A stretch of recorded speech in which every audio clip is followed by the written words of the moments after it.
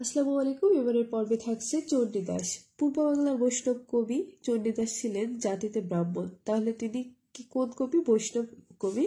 তিনি ছিলেন জাতিতে ব্রাহ্মণ। তার আরাধ্য দেবতার নাম ছিলেন বাসুলি বা বিশালাক্ষী। আর বড়ু চণ্ডীদাসের যে দেবী তিনিও কিন্তু বাসুলি ছিলেন। চণ্ডীদাসের দেবীও কিন্তু বাসুলি ছিলেন। তিনি চৈতন্য পূর্ব যুগের কবি এবং তার 14 শতকের শেষার্ধে তিনি 15 শতকের প্রথমার্ধে কবি ছিলেন। তিনি বড়ু চণ্ডীদাস থেকে পৃথক কবি ছিলেন এই কথা নিশ্চিত। বড়ু চণ্ডীদাসের চণ্ডীদাসকে যেন কেউ একসঙ্গে গুলিয়ে না ফেলে এই জন্য সতর্ক করে দেওয়া হয়েছে যে তারা আলাদা ছিলেন, এটা নিশ্চিত। তিনি বৈষ্ণব পদাবলীর আদি কবি চণ্ডীদাস। আর বড়ু চণ্ডীদাস হচ্ছে শ্রীকৃষ্ণ কীর্তন কাব্যের রচয়িতা। চণ্ডীদাস সহজিয়াপন্থী কবি ছিলেন, মানে চর্যাপদ যারা লিখছিলেন বৌদ্ধ ধর্মের সহজিয়ারা তাদের পন্থী কবি ছিলেন। তিনি পূর্বরাগ পর্যায়ে পদ রচনা করে পাণ্ডিত্য দেখিয়েছেন। চৈতন্যদেব তার পদাবলী শুনে বিবহিত হয়েছিলেন। চৈতন্যদেব কে মনে আছে আমাদের? যে শ্রী চৈতন্যদেব। তিনি বৈষ্ণব ধর্মের প্রচারক ছিলেন। তার নামেই একটা জীবনী রচিত হয়েছে।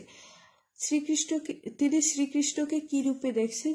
চণ্ডীদাস সম্পূর্ণ পৌরাণিক ভূমিকায় স্থাপন করেছেন। তিনি রাধা চরিত্র মিলনের আনন্দের চেয়ে বিচ্ছেদের বেদনাকে তীব্রতর করে রূপায়িত করেছেন। চণ্ডীদাস সম্পর্কে রবীন্দ্রনাথের মন্তব্য কি?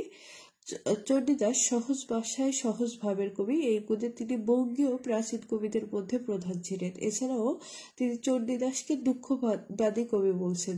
তাহলে চণ্ডীদাসকে দুঃখবাদী কবি বলছেন কে? রবীন্দ্রনাথ ঠাকুর। কেন বলছেন বলেন তো? ওই যে রাধার যে মিলনের আনন্দের চেয়ে বিচ্ছেদের বেদনাটাকে তিনি ভীষণ তীব্রভাবে রূপায়িত করছেন।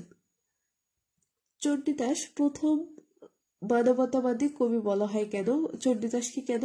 কারণ তিনি শুধু মানুষ ভাই, সবার উপর মনুষ্যত্ব তাহার উপর নাই।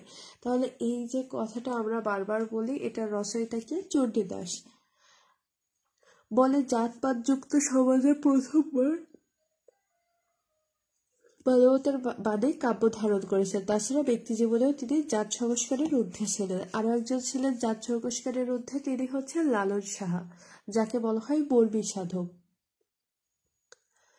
চণ্ডীদাস সম্পর্কে আলোচনা করুন। এটা লিখিত একটা প্রশ্ন, 30, 32, 33-এ আসছে। আচ্ছা, চণ্ডীদাস ছিলেন বৈষ্ণব কবি, সহজিয়াপন্থী, বাসুলী দেবীর ভক্ত। তিনি ভাষায় বৈষ্ণব পদাবলীর আদি কবি। শিক্ষিত বৈষ্ণব সাহিত্যের রস এবং আনন্দের সংবাদ পেয়েছেন চণ্ডীদাসের পদাবলী।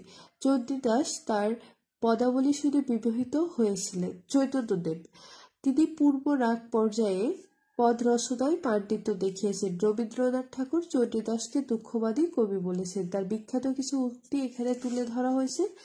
সই কেমনে ধরিব হিয়া, আমার বধুয়া আনবাড়ি যাই, আমার আনিয়া দিয়া। সই কে বা শুনাইল শ্যামনাম, শুধু মানুষ ভাই, সবার উপর মানুষত্ব তাহার উপর নাই। এরপরে আমরা দেখব বিগত বছরের প্রশ্নবলী।